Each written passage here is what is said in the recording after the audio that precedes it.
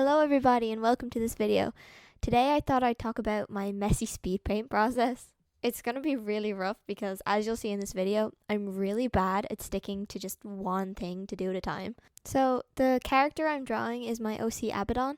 He was kicked out of the Angel Club and cursed with immortality, but joke's on them because now he's a royal scientist, so the god agreed. So he's currently working on a weapon that can kill gods, although Mammon, his best friend and his employer, doesn't know that. Anyway, so on with the process. I sketched him out before I started recording because just between you and me, the amount of poses I go through before I settle would make this video 10 times longer than it is. So then after that, I cleaned up my sketch so that I could tell what was actually going on. And then I started recording. And then I started my line art when I started recording, which is what you see in this video. On the topic of line art, I'm slowly improving at it because digital art line art works very differently to traditional line art, which is what I'm used to. So especially since I started using my drawing tablet because of pressure sensitivity and all, and it's hard to get it right. I think I like the way it is now, but I don't know, I might change it again in the future. So then I lay down my skin color as a full base so that when I go back later to put in all the rest of the colors, I don't have to worry about coloring outside the lines. But I completely forgot that that's what I use it for some reason today. I'm really tired. So I did all the other coloring on a different layer. I don't know why. Don't ask me. Another thing I do is there's a tool on Krita that you can use, and it's like a lasso tool, but it there's a magnet on it, and it sticks to your line art, so you can mark around your line art and get the entire thing perfectly and then put in your color.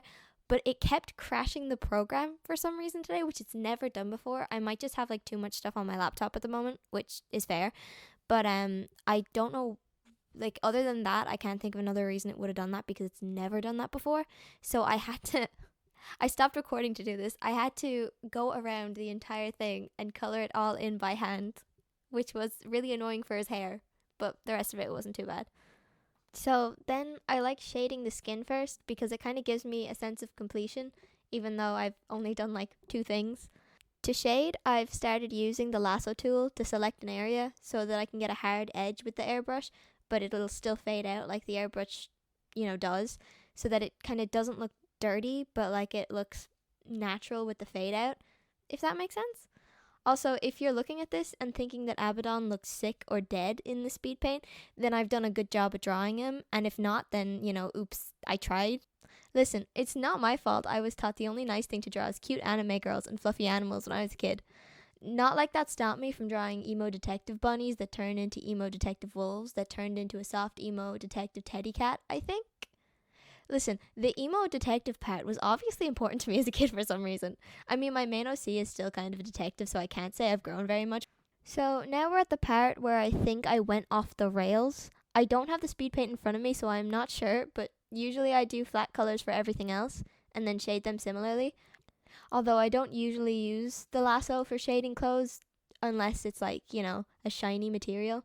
I think I did try it for this speed paint for some reason, and then I came back to the realization that it really only works on skin and shiny things. Oh, I also used overlay for all of the lighting on this. I normally use it only at the end for the effects kind of lighting, but Abbadon is so pale that I had to. Originally, Abbadon's 6 shades had the purpose of making it so that Emera, the goddess of the sun and the queen of the gods, couldn't see through his eyes, because she can see through angel eyes, which is why he stapled the one on his forehead shut. But I don't know if I'll keep that in or just say she can only see through the eyes that aren't where eyes are supposed to be. His 6 shades are staying anyway, though, don't worry, because I don't like how he looks without them, to be honest. Also, yeah, I am refraining from making any ABBA jokes. This man gets enough as it is. I don't need to, throw in any more, but if you have any original ones, feel free to put them in. So next, I think I just started adding effects and lighting changes, which is just a case of me messing around with different colors on an overlay and multiply. Also, side note, I totally forgot to give his skin any undertones, but I don't really think it mattered in the end, especially since he's so pale and tired and old. Or well, admittedly, he looks older than he actually is. Actually, no, that's a lie. He's hundreds, maybe thousands of years old, so technically he looks really good for his age. But compared to how old like the other immortal beings in the story look, which is sort of between like early 20s to early 40s depending on the character, he does look a bit old. And I think it's just because he has white hair. Like, I think if his hair was like brown or like blonde or something, he wouldn't look as old. I think he'd like look 40 if his hair was like brown. Also, I totally forgot one of his most important details until the end, so I don't add it in the speed paint, but you'll see it in the final image, don't worry. But when his halo up and broke, he was like, damn. And then he made it into earrings because we recycle in this household, but also because he can't get rid of it, so he may as well make it look good. Also, every time that Abbadon dies, there's a number that goes up on the halo that he has his earrings, just because Amara wanted to rub it in. Honestly, I think I've said everything I can about my all over the place art process. So instead of sitting here with you in silence, I'm going to start rambling about whatever pops into my head.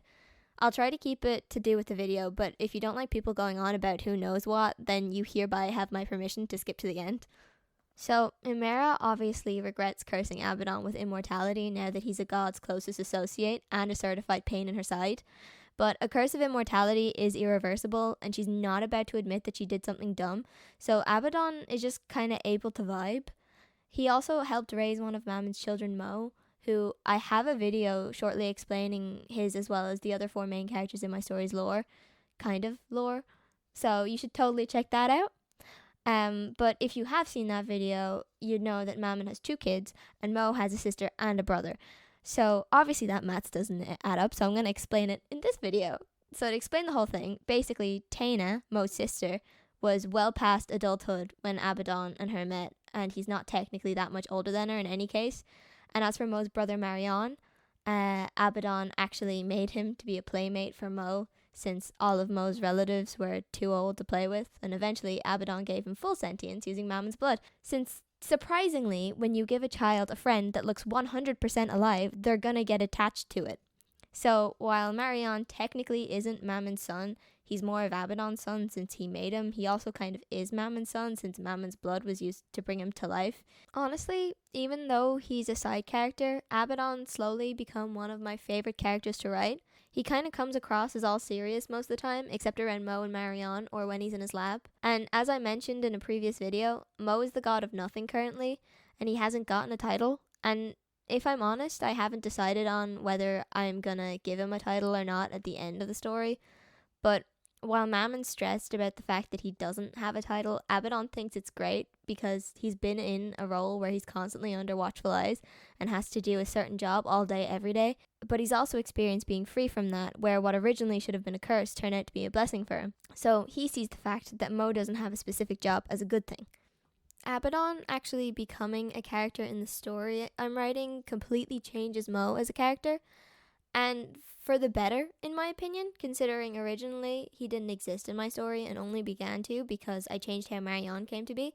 After I expanded on him as a character, then he ended up impacting a lot more than just Marion and his story, but also Mo and Amara and Mammon.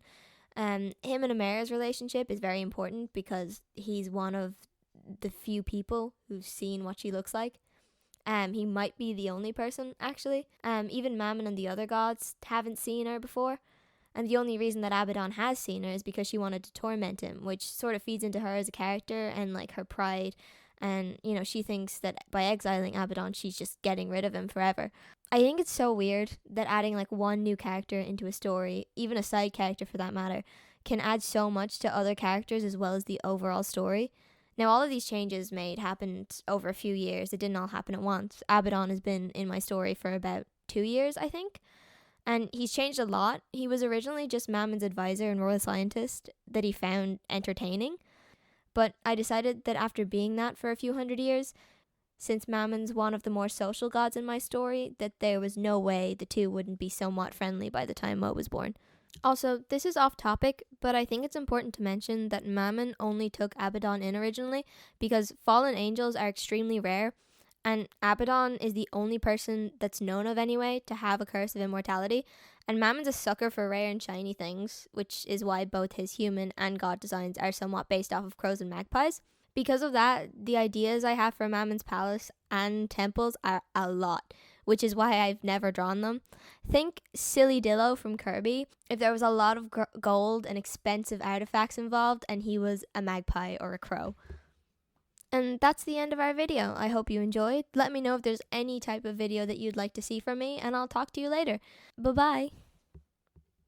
Now, I'm going to go eat my emotional support raw carrots. Do you want an ASMR of it? This is going to be a bit of a jump scare. I'm probably going to have to edit this out. Okay. ASMR, weird ASMR warning even. In 3, 2, 1.